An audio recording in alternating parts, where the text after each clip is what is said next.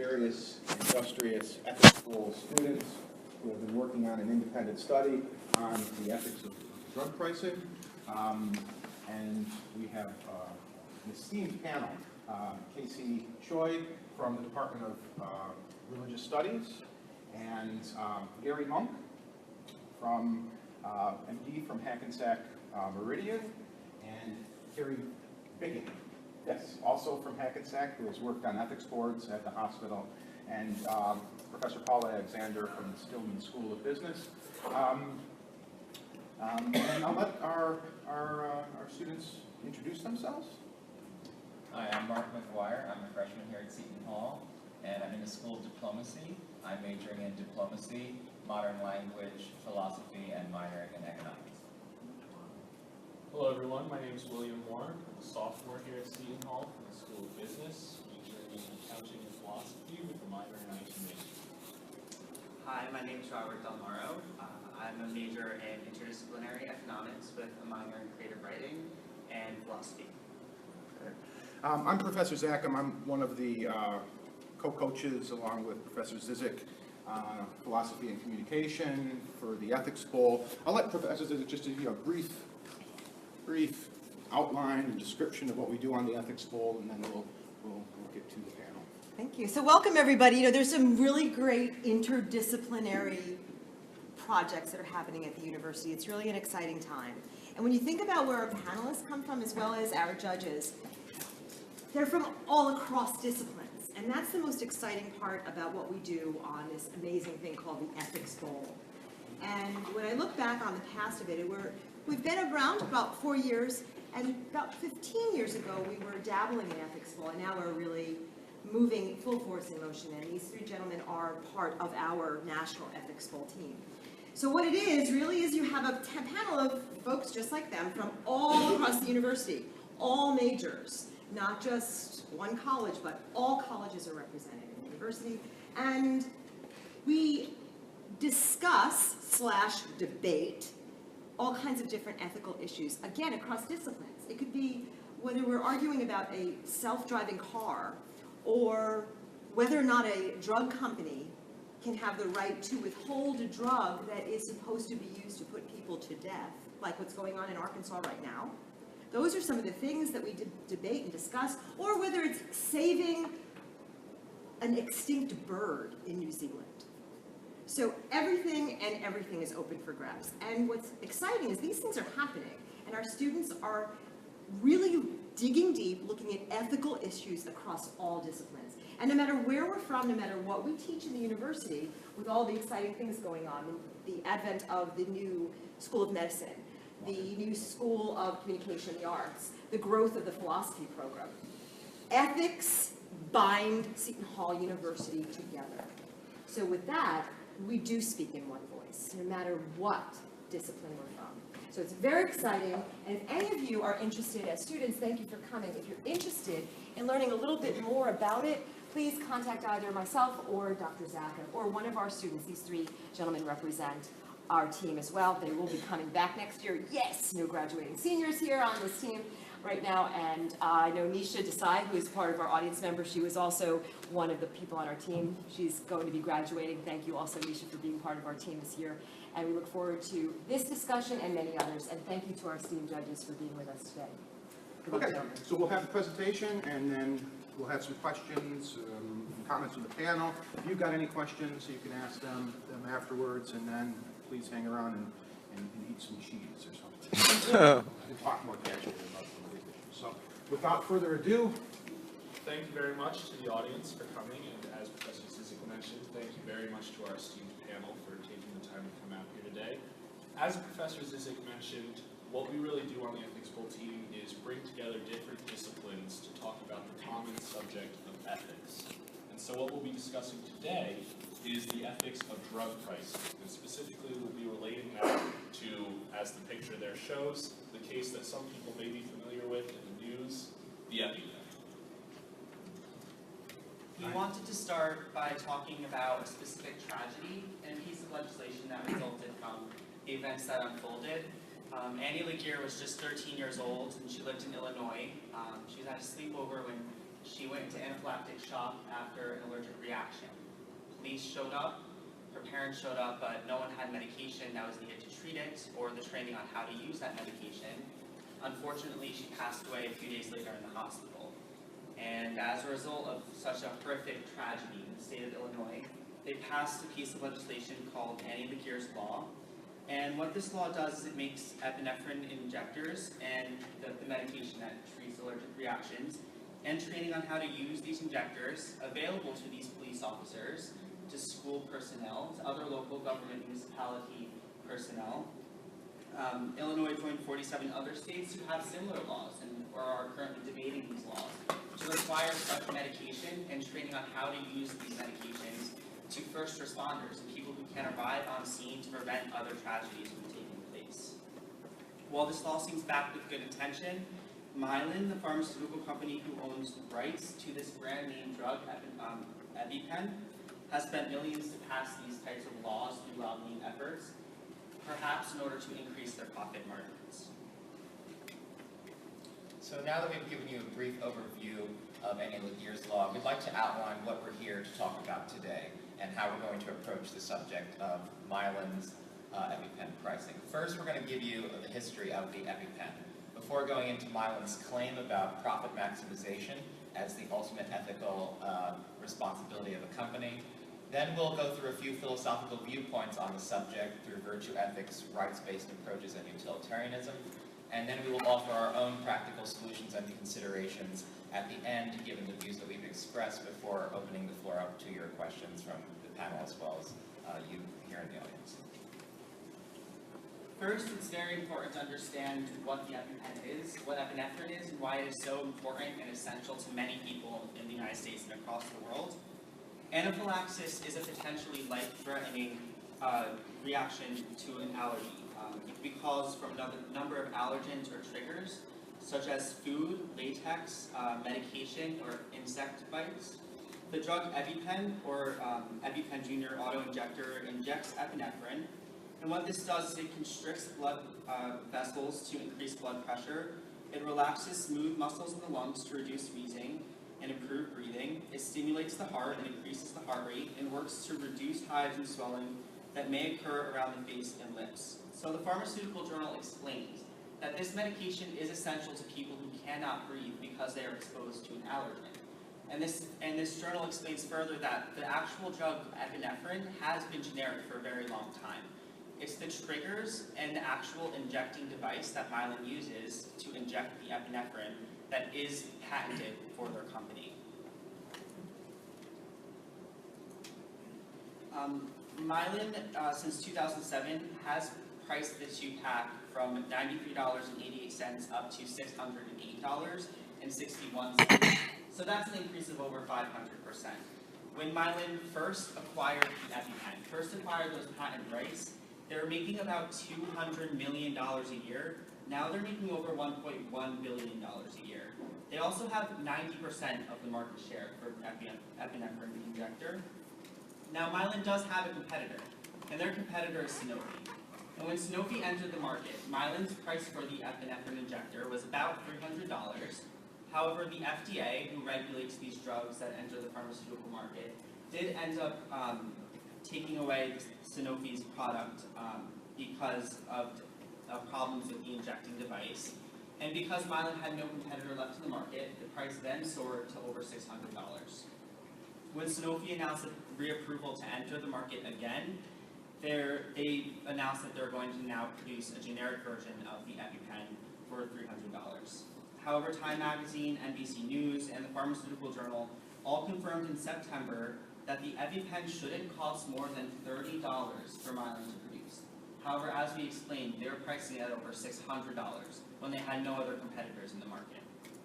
With this background, we'd like to move into some philosophical considerations.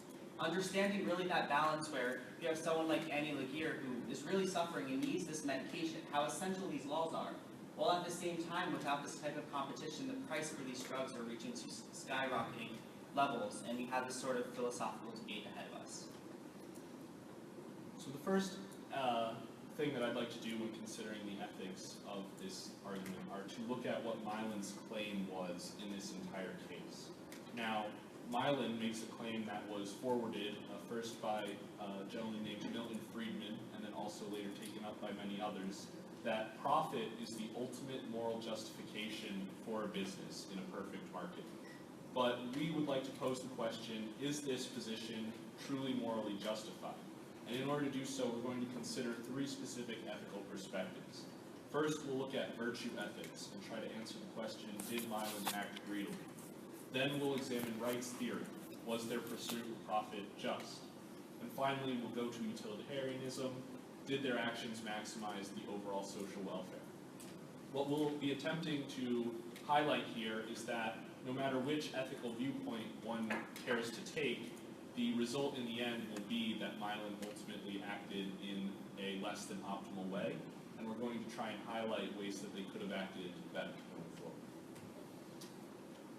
So the first type of ethics we'd like to look at is virtue ethics, the ethics of virtue and vice. Now I've put up a simple definition up there of both. A virtue is a trait or quality that is deemed to be morally good and thus is valued as a foundation of principle and of good moral being. Common examples we all know, they're from storybooks I'm sure their parents have read to us. Honesty, patience, charity, etc. These are the qualities we associate with a good person. We contrast virtue with the subject of a vice, a trait or quality that is generally regarded as morally bad, sinful, criminal, or detrimental to one's character. Examples can include exploitation, greed, and manipulation. Specifically, I'd like to touch on greed, which is an example I just highlighted of a vice. Greed is the intense, selfish, and excessive desire for something, especially wealth or power. Greed can be especially harmful in situations of dependency, where one places trust in a subject or actor who then uses that trust in acting greedily to betray or abuse their position of power. This can be particularly seen in instances such as accounting or legal practitioners or government, where individuals are given trust by someone and then it is abused by that person. In particular, we think that this applies to the pharmaceutical industry, where there are individuals who are given this degree of trust to produce these life-saving drugs for the public, and then use that position of power to generate the most profit they possibly can at the expense of vulnerable people. Now, one thing we'd like to highlight about greed is that it isn't just inherently bad for the person who experiences it, it can also lead to negative externalities. And as we have shown, those externalities can include things on a corporate level, like the abuse of the environment, or the abuse of the taxpayer, or the abuse of your client if you're a lawyer, etc. So in this particular case, we think that greed could have led to the exploitation of the most vulnerable and dependent persons in society by the pharmaceutical industry. So in answering the question, did Milan behave greedily, we say yes, based on statements made by Milan's executives that directly contrasted with the actions that the company was taking.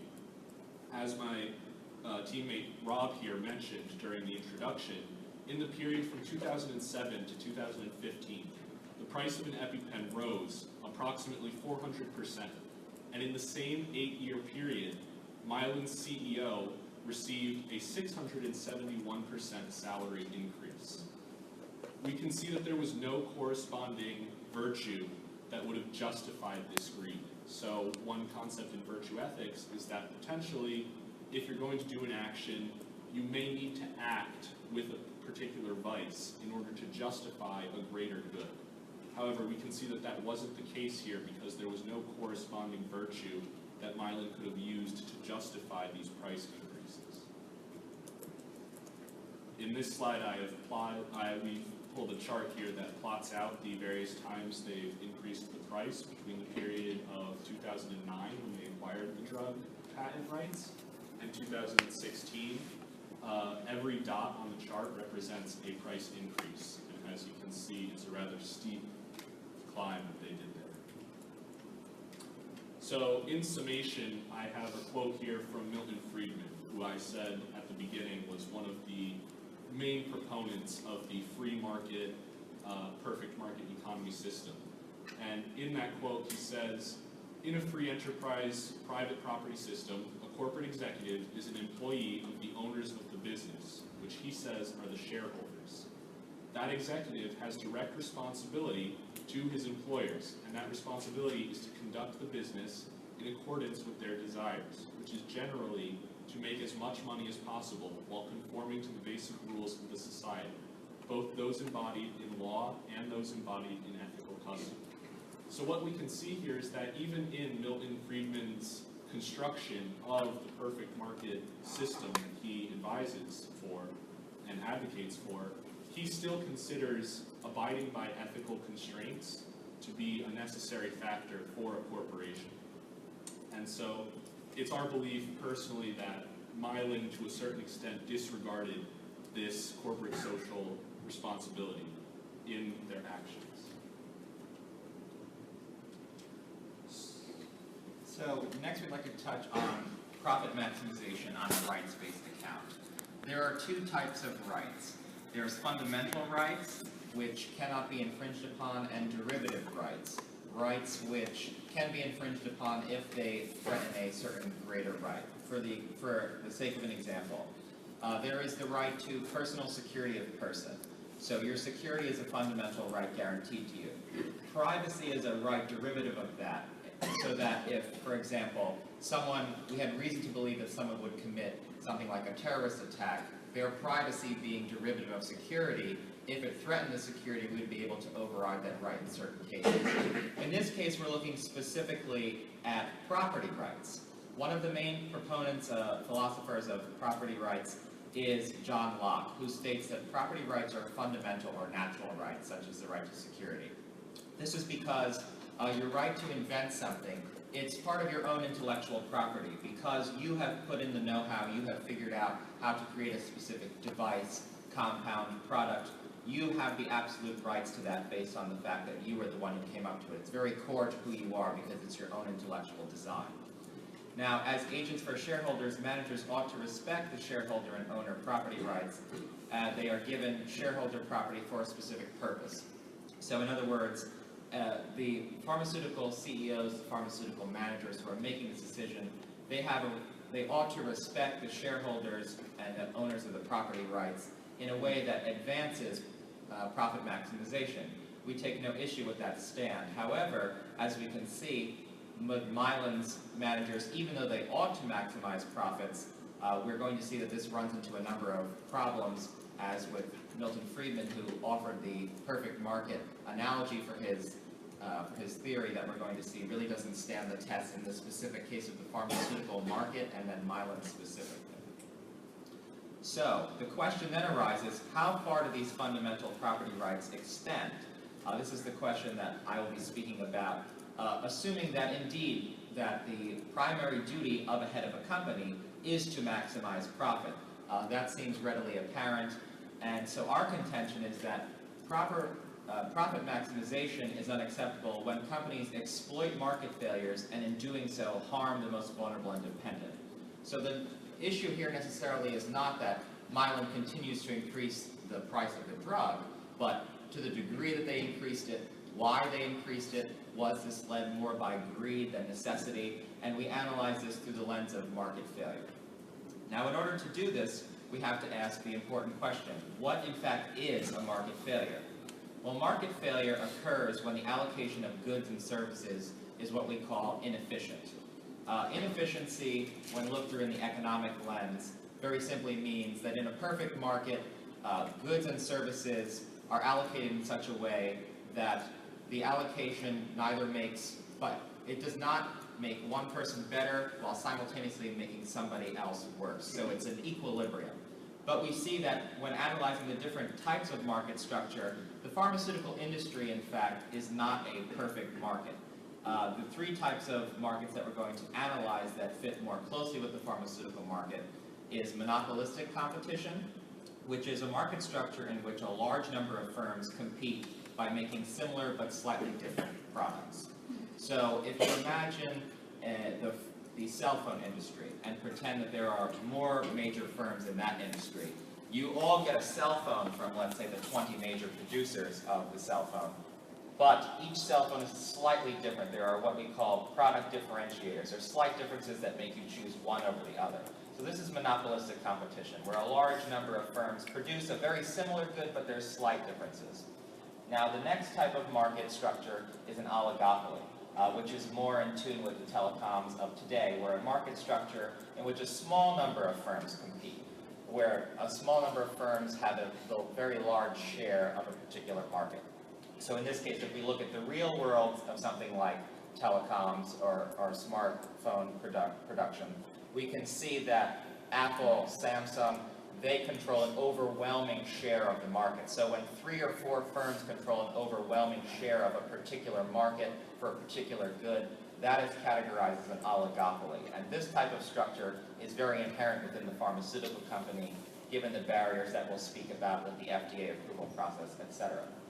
The last type of market structure that we'd like to talk about is a monopoly.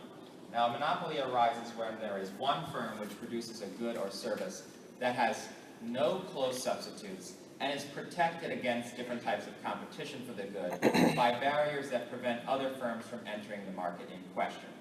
So in this case, we can see that when Sanofi and Mylan were in the industry for the EpiPen, for the epinephrine injector, it was a rather oligopoly-like structure where 2 main firms controlled the overwhelming market share for the one EpiPen product. However, when Sanofi's drugs were recalled, when their epinephrine injectors were recalled by the FDA, that left Mylan with an overwhelming share, as my colleague Rob had already said, over 90% of the market. So when one company is what we call a price maker, they have the ability to set the price of the market rather than the market setting the price of the good. That's when we can see that monopoly becomes a problem. Because in something like an oligopoly, a monopolistic competition, we can see that even though, let's say, Apple, for the sake of the example that I've been using, changes the price of a smartphone to $1,000, someone like Samsung could keep it at $600, $700, and eventually there would be that type of efficient drawdown where you would just say, you know, the iPhone is too expensive, I'm just going to buy Samsung. But there are no types of constraints in that way, and so we can see as we move farther down from the perfectly competitive market, which does not seem to exist in this case, given things like safety barriers and different FDA trials, we see that the farther we go down the ladder, the higher the vulnerability of people becomes, because they have to deal with, well, if one particular company sets a higher price and I need that drug, there's nobody else I can go to. So the vulnerability increases the greater the market share of a lesser number of companies exists. One concern I'd like to mention while we're dealing with that last slide is that our definition does say it occurs whenever the allocation of goods and services is inefficient. So one could say, well, you must be contending that market failures occur all the time. And indeed, we are saying that to a certain degree, even the most competitive markets that we see in the real world do experience a certain level of market failure. It's that market failure that allows those companies to profit and continue to exist. What we're contending here is that in the market of the pharmaceutical industry, these market failures are so severe that they are leading to detrimental effects for the public. And we can see this because you can imagine in the pharmaceutical industry, with such key questions and key products that really affect the life and death of people, not only do the market failures and inefficiencies become increasingly apparent because there are little companies for these products to compete with, but also the severity of the health effects on the public comes into play. Now we can see when analyzing Mylan that they clearly had a monopoly and there was insufficient competition in the market. And in this way, we can see that there was nobody who could really compete and help to regulate the price. So when Sanofi withdrew from the market, Mylan had their 2-pack of EpiPens priced at $300. But then, because there was nobody else in the market, they decided to raise the price to $600 for a 2-pack. Now, the reason that they could do this was very simply because people who need the EpiPen have to buy it. They don't have a choice unless they want to take the chance that they're not going to run into a particular allergen of theirs, be it a food allergy or an insect bite allergy. And most people don't want to take that chance that, you know, I don't want to take the chance that if I don't have my EpiPen, I'm going to end up like Annie Laguerre's unfortunate situation where it wasn't available to me. I don't really want to put my life at stake. So they need, this is a life-saving injector that these people need. So unfortunately, these people did have to expend the money to go along with the price increase, but we can see upon analyzing this market failure that it was indeed exploited and it did indeed hurt a lot of people. Now, our contention is not only that the monopoly and the lack of competition produced this type of inefficiency, but also that Mylan contributed to the market failure itself. Now, you could say, well, perhaps we can look at Mylan's production and say, Rob has offered that estimates range that the approximate price of creating an EpiPen is about $30. So maybe there was something that warranted this increase. But as we can see, they already had 1,000% profit margin, and they moved it to a 2,000% profit margin. And upon analyzing the statements of the CEO and the production of the company, we found no reasonable belief that for any reason there would be a significant increase to Mylan as far as the cost of production. So we can see that this was primarily driven by the need or desire to maximize profits. And we can see that these adversely affected the community in this way.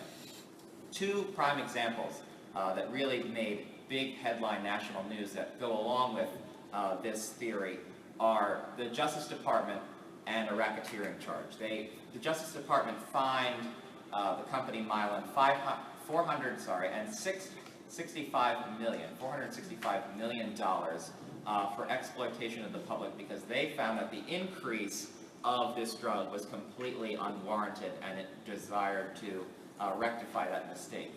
Another type of exploitation which came out just within the last couple of weeks was a racketeering charge.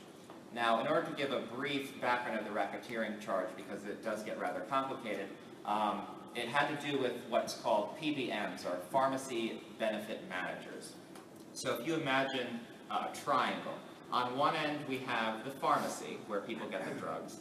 On the other hand, we have companies and their employees who have to offer a copay to that pharmacy. On the top of the pyramid, you have the PBMs, the Pharmacy Benefit Managers. And so let's say that the pharmacy price of a drug is $100 for the sake of simplicity. The PBM attempts to negotiate on behalf of the employer that they're representing to lower the price of the drug. So if they get an agreement to lower the price to $80, the copay of a particular employee could be $20, and then the PBM pays to the pharmacy the remaining $60. That covers the $80 price that they've negotiated. But very often, due to a lack of transparency, the PBM then charges the employer a $100 premium. And the difference between the $60 that the PBM paid over here and the $100 that they charge the employer is called a spread, where they make a profit.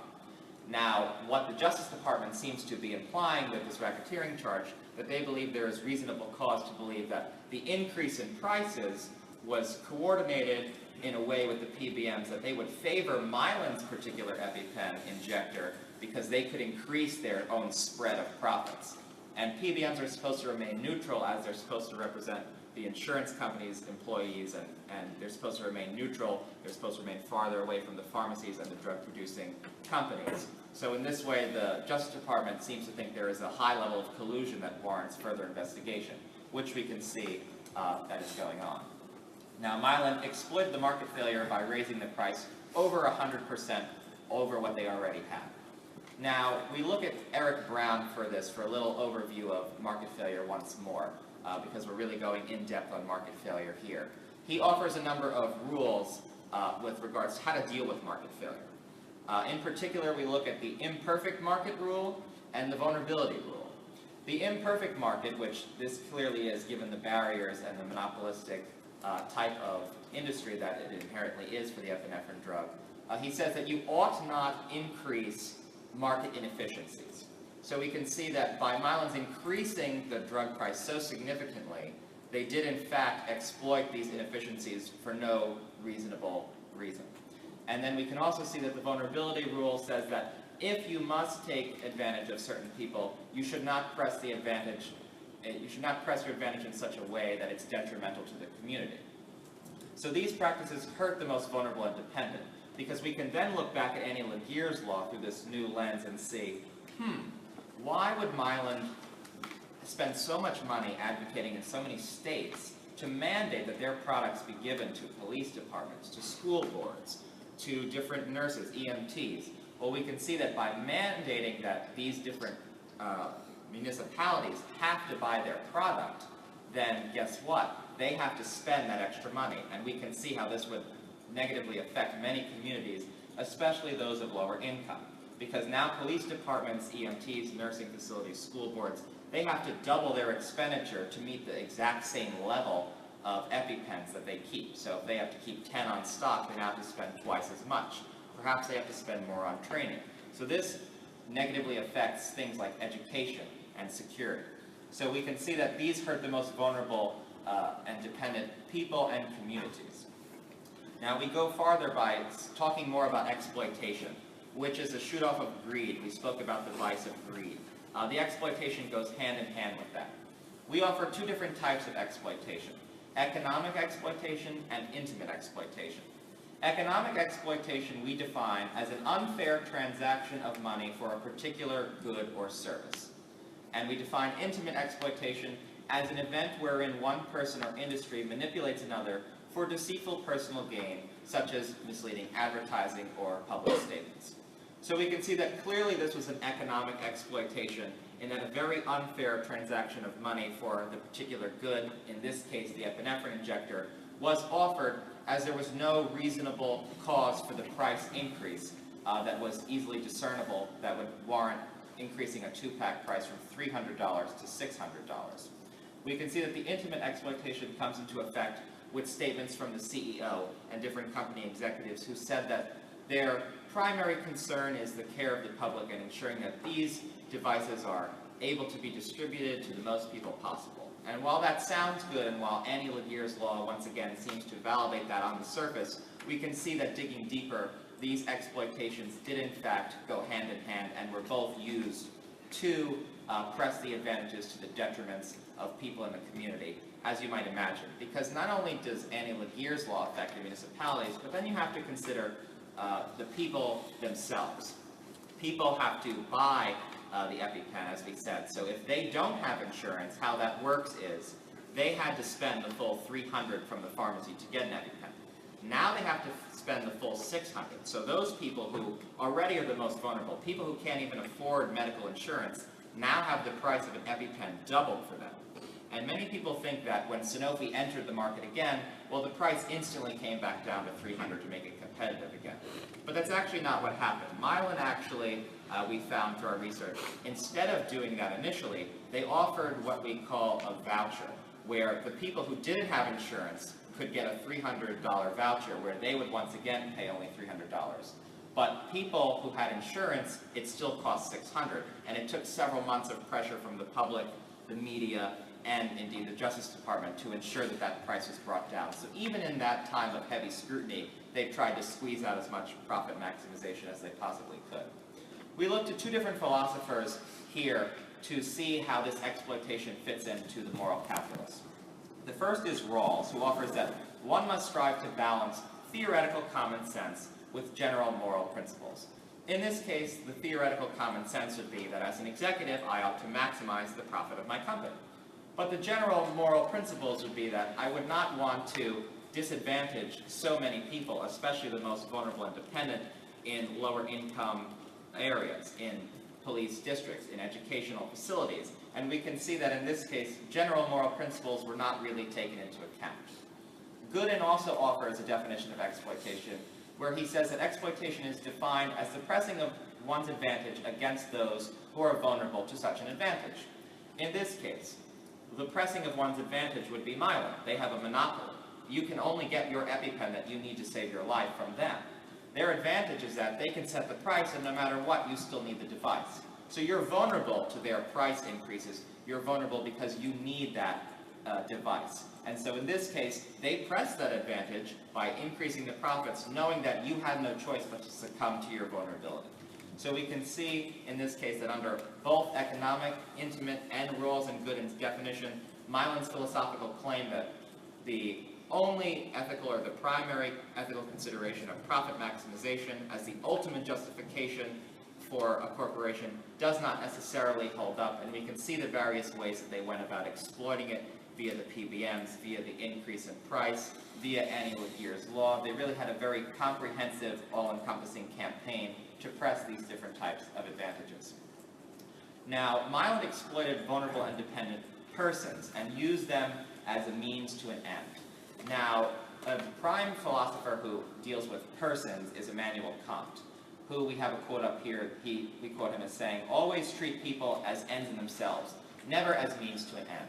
And this is because people have fundamental human rights. These rights are enshrined in things like the U.S. Bill of Rights, the UN Declaration of Human Rights, etc., whereby the ability of people to rationalize, to make their own decisions, to pursue self-determination and respect others' abilities to do the same, people are entitled to certain fundamental rights, some of which we've spoken about already. And in this case, that ability to determine for themselves and utilize this is inherent in how we go about respecting human dignity.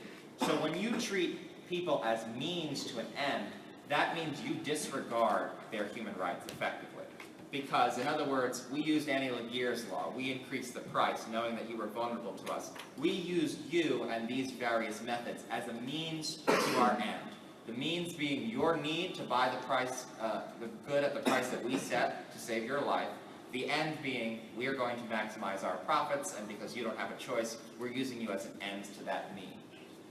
Another person that we look at for another look at insight into this is Rawls, who speaks on justice and the way in which he says that we could go about it in a way to minimize this in the future, that we think fits very well with this approach on persons, human dignity, market failure, etc.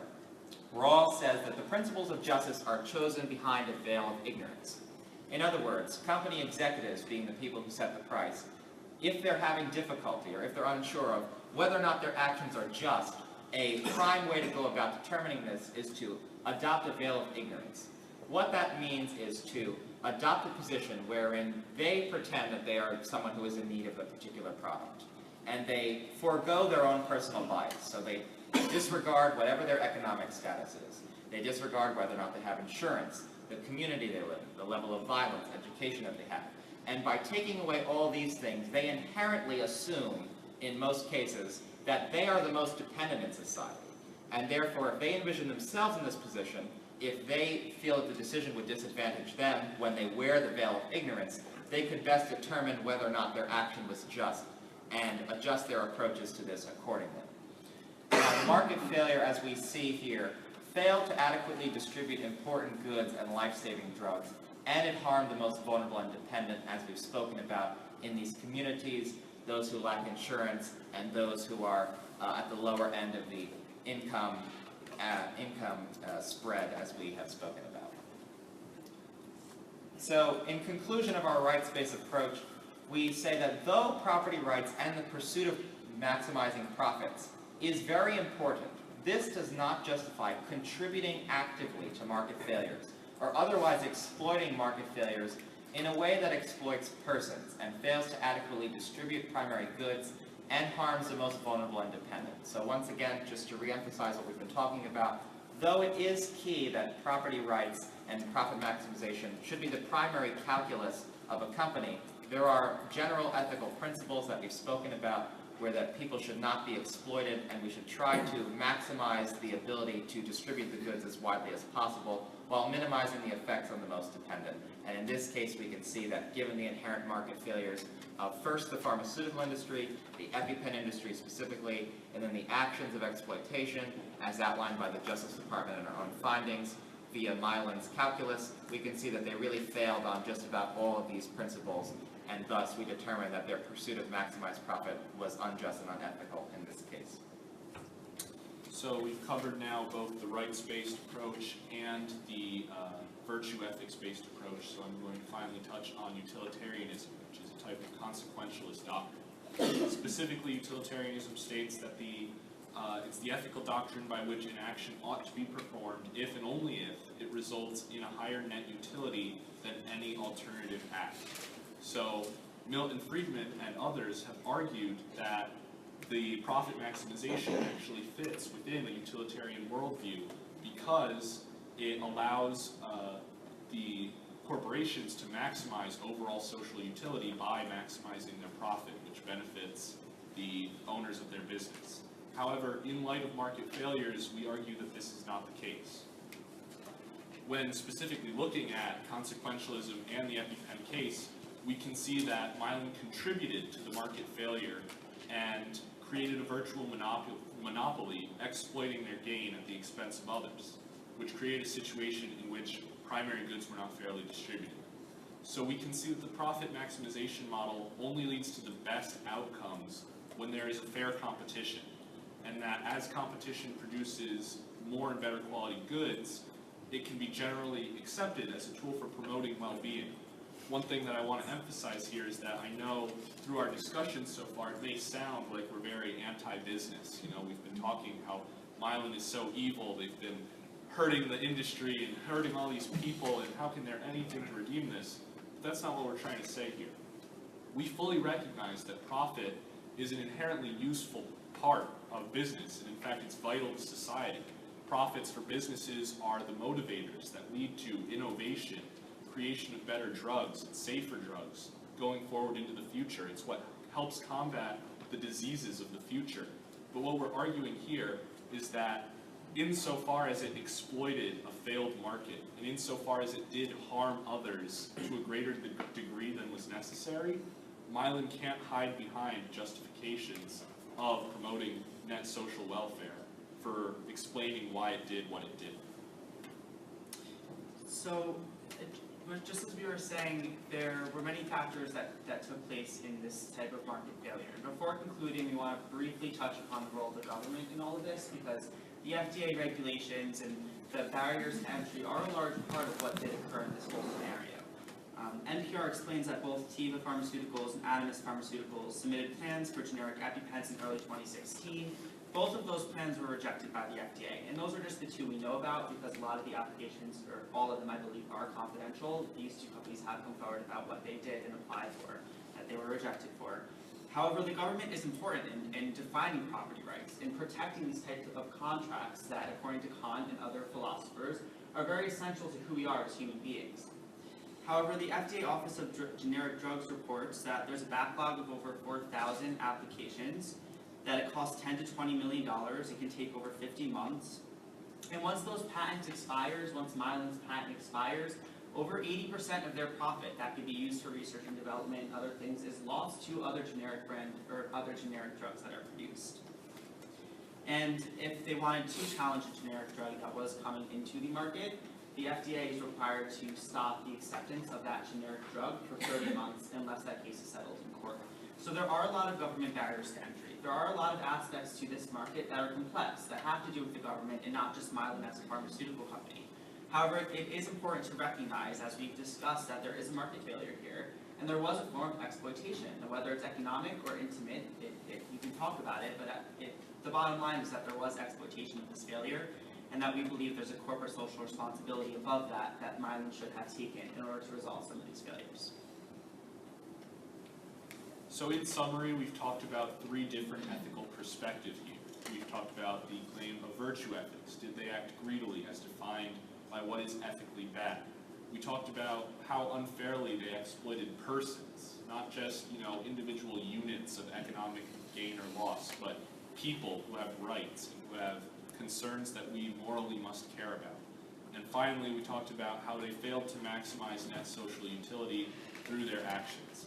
And thus, we conclude that their claim that the pursuit of maximal profits is morally justified is false in this particular instance. So with that, we're going to move on to some of our conclusions and potential practical solutions that we would like to put forward. So we can see here that companies have what we call a reasonable profit expectation. All companies have a reasonable expectation that they will profit from their enterprises. Otherwise, why would they invest money in any good if they're not going to turn a profit? We say that in this case, especially given the vulnerabilities of the pharmaceutical market and the EpiPen, an ethical consideration that we offer is to apply a reasonable profit standard in times of market failure. Now, we'd like to offer, what does it mean to be a reasonable profit? This is a highly contested term. But we will sort of list through the number of factors that we believe are significant in determining, in the case of the pharmaceutical industry, what justifies a reasonable profit. Different considerations to take into this approach are the cost of research and development. In this case, companies in the pharmaceutical industry have to spend lots of money to research and develop new drugs. And so in order to get that money to fund that research, they have to make more profits than people in other industries, because they not only have to pay the employees for the work that they did, but they have to fund lots of money for future research. The cost of approval, given the complexities of FDA processes, is another consideration that we'd like to offer. It costs tens of millions of dollars just to make it through the overall trial process, and that's assuming that the drug is even successful. Many drugs fail in the FDA trial stage.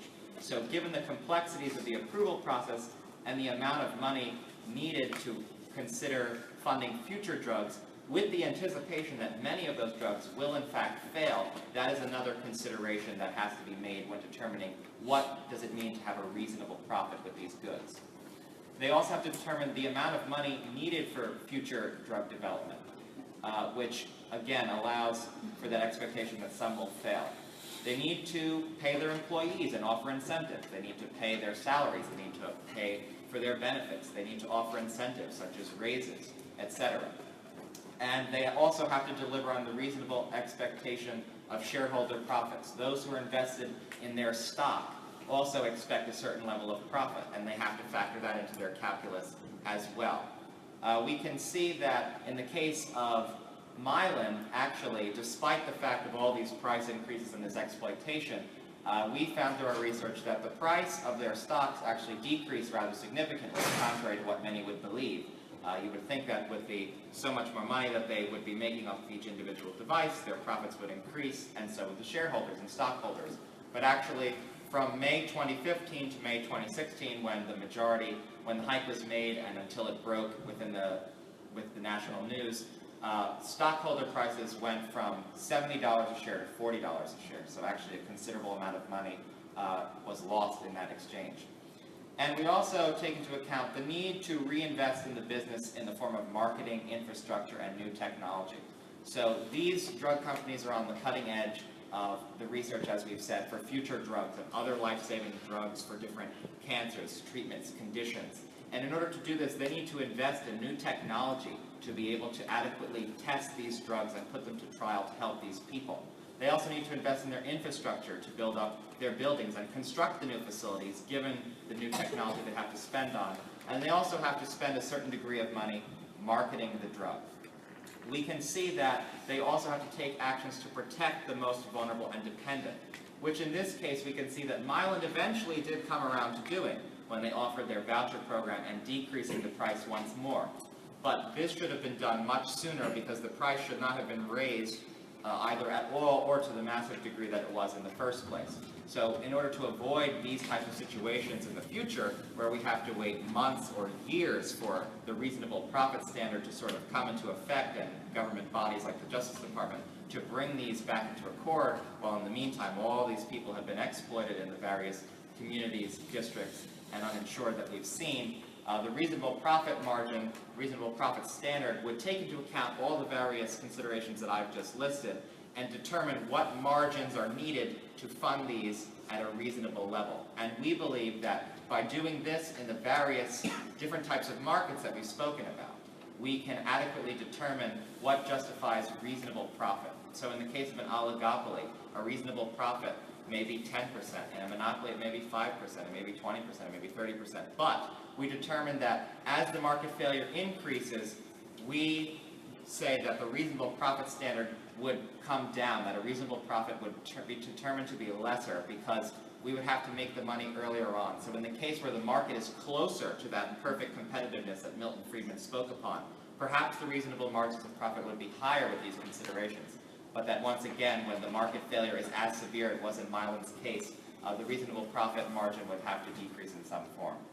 We also offer that companies should not oppose regulation aimed at correcting market imperfections and compete only by price and quality. So they ought not oppose different regulations that aim to, sort of via government regulation, impose a certain set of reasonable profit standards where these people are not allowed to exploit to a certain degree. They ought not spend all this money lobbying they ought to spend it on the research and development that we've spoken about, et cetera, as Rob described the various complexities and costs of the FDA approval process. And we do recognize that part of the problem here is built into the U.S. governmental system and the legal codes that our country has to a certain extent. You know, the companies in a certain way feel that they are required to spend all this money in lobbying efforts to try and exploit these market failures, because if they don't, others will.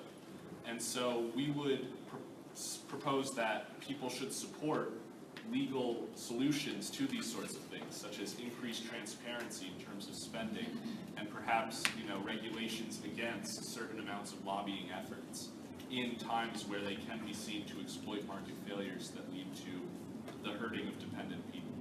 And we also say that they should not go about imposing needless regulation that would increase these vulnerabilities. As we saw with Annie Laguerre's law, it sounds very good on the surface to people who only have a cursory understanding or maybe not so well informed, but once you dig down and analyze the motives behind these different approaches, we can see that they should not seek to impose something like Annie Laguerre's law if the intent is to simply maximize profit and treat people as that means to that end. Because what the Annie Laguerre's law really did was it set the ground for them to increase it to 600, and all those profits from those districts that mandated those standards, those profits were guaranteed. So they set up that system where they needed to meet that quota, and then they automatically were able to double their profits. So we would say that they should not seek to impose such kind of regulations for disadvantages on different people. So finally, in conclusion, we do think that through these sorts of solutions that we've proposed, you know, increased transparency, talking with increased legal, perhaps, barriers that would help to make these industries that are particularly vulnerable to market failures less so. And finally, by holding this reasonable profit standard, that we can help try to alleviate some of the problems like those that arose in the instance of Mylan. And with that, I would like to open the floor to any questions that you may have. And thank you all for your attention.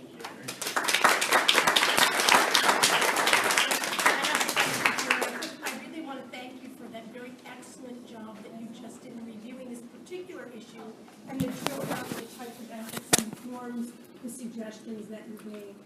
I just want to point out and ask you to comment to this one particular aspect of it, that this particular incident with EpiPen is certainly not isolated. That the pharmaceutical industry, this has been now a long-standing problem, and with the EpiPen incident, raised it to the level of public acknowledgement that forced something to be done. However, this type of marketing strategy and this exploitation has been going on in many, many different aspects of healthcare. And so Mylan is one of what is considered now many. 42% of pharmaceutical revenue is generated from the United States, representing 4 to 5% of the world population. That's staggering. So one of the interesting aspects of that is the rest of the world is able to negotiate with the pharmaceutical companies regarding the pricing that is offered for particular services. In this particular instance, we're not talking about, and I like the example you used, cell phones. You can get a Samsung or you can get an Apple, and as an individual, you can make that choice of what you want. Or you can choose not to have a phone at all, and that would be equally acceptable. In the industry, in the pharmaceutical industry, you're talking about a vulnerable patient in that they cannot select to have an EpiPen. They need to receive a prescription from a healthcare professional that has a fiduciary responsibility to care for them. And now they have to go down the path of making the decision. Their decision is not, do I want a Samsung or an Apple, an EpiPen or some other option. They have one option, that is, get the life-saving drug or potentially die. The decision point is very different from the healthcare standpoint than it is from a household product like a cell phone. So it puts the public in a particularly vulnerable position. So the question is, and you're really addressing it in the talk, what is the fiduciary responsibility, or does a pharmaceutical company have a fiduciary responsibility to the people it serves, which are the hospitals, the public, the pharmacy, the PBMs? Meaning, that as a healthcare professional, I have a fiduciary responsibility to care for a patient, meaning I have a body of knowledge that helps inform what and how that person is cared for that they don't otherwise have, making them vulnerable. Think of it from the business perspective and then from the fiduciary responsibility, making a healthcare product. So having looked at what you've looked at, what do you feel, or how does that fiduciary responsibility to patients, because we're talking about patients, translate through this scenario? And do you feel they have a fiduciary responsibility as a provider of healthcare products? I feel as if they do have a very strong responsibility to the public. The profit maximizing structure to an industry such as the cell phone industry seems to work in those household industries as we're talking about, but when it comes to something as essential as a life-saving drug, it's a completely different relationship. It's a very intimate relationship where you have a disorder or a disease or a reaction you haven't experienced yet, perhaps you don't really know much about, but the pharmaceutical industries who have researched it, developed these drugs, have that fiduciary responsibility. And what I found interesting were the exact statements of Mylan's CEO. In December, she was talking about how Americans are rightfully concerned, how making drugs available to patients across America at very cheap prices is important to her as a person, as if it was her responsibility to provide these drugs at a cheaper price, make them accessible to vulnerable people. It seems to me as if she actually believes, or is saying that she believes, that they should be accessible, that there is this type of responsibility. However, their actions are proving something completely different. It seems as if they're taking advantage of the market in which they are placed, in which there are these failures, these barriers to entry produced by the FDA, by Congress, by lobbying officials. And it's very interesting to kind of compare the two, to kind of really think about these obligations that do exist, how we feel them when we go to a doctor, we have strep throat as a child, and we're asking for help, what kind of medication, we trust the doctor, the pharmaceutical company, and that trust is felt, and the CEO seems to be commenting on that. However, at the same time, they're kind of placed in this market where it's exploited. So are they really exercising, going back to the statement that Milton offered, are they really exercising in that statement fiduciary responsibility? Or are they putting the actual profits of the company or that particular perspective as first? So it's difficult to actually drill down whether that actually means or represents fiduciary responsibility. I want to comment there. Yeah. From my perspective as a teacher of business ethics, and get into criticism of what we call classic economic theory. So classic economic theory says there's one goal of a firm is maximize profits. I'd like to have a little aside.